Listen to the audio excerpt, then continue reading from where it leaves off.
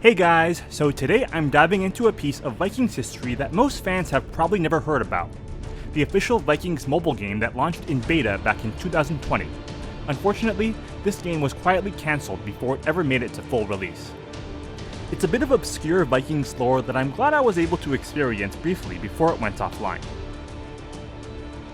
Alongside a little-known Vikings-themed slot machine game, this was one of the only two officially licensed Vikings games ever made, not counting crossover events in other games like Viking Guard, Viking Rise, and World of Tanks.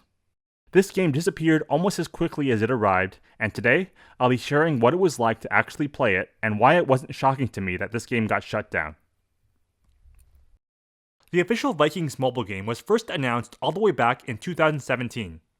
It was pitched as a player versus player strategy game featuring the characters from the show and was originally slated for release in 2018. I remember constantly logging on to the Fifth Planet Games website and seeing this coming soon graphic for the Vikings game, waiting for the day the game would finally see its release. That day did come, but unfortunately, with much letdown and disappointment. The beta was quietly released in late 2020, but never made it past that stage. In 2021, the entire project was shut down. And even during that short window, the beta was only available in a handful of countries. Specifically, Sweden, Finland, and the Philippines. Since I'm based in the US, I actually had to change the region on my phone just to access the download. The official Vikings mobile game featured 11 playable characters from the show, all from Season 1. You could play as Ragnar, Lagertha, Rollo, Floki, Athelstan, and several others, each with their own special abilities. Here's what the combat looked like. Battles played out automatically on a split field. Your warriors on the left, your opponents on the right. You could set formations and pick your lineup, but after that, it pretty much played itself. In my opinion, it really lacked the interactivity or depth that most players probably would have expected. Also, as you can see from these clips, the animations were low quality, even for its time. From a strategy perspective, the best characters were Floki, Rollo, and King Horik. Floki and Rollo excelled at bypassing enemy melee units to take out the ranged units in the back. King Horik, on the other hand, was a high-risk, high-reward choice. He could turn an enemy unit to your side, but sometimes he'd betray you and switch teams, just like he did to Ragnar in the show, taking one of your own units with him.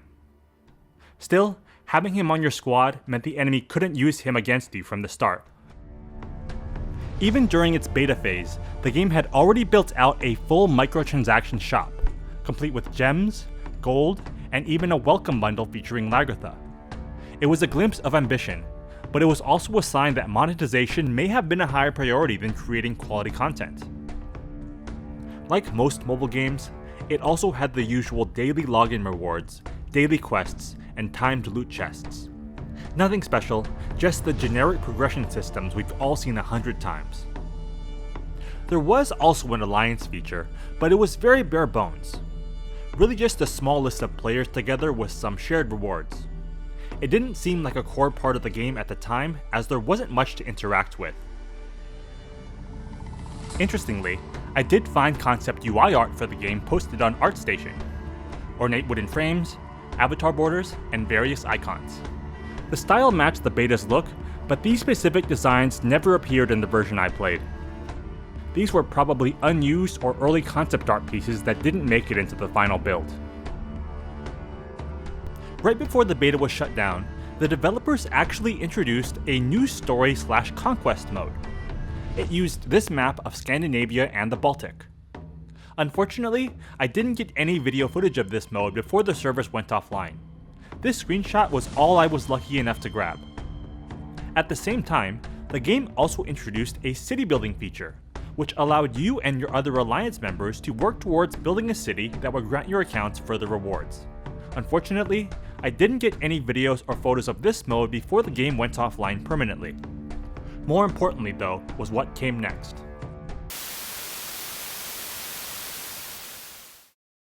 Just when it looked like the game might finally be expanding, this happened. The servers were offline permanently.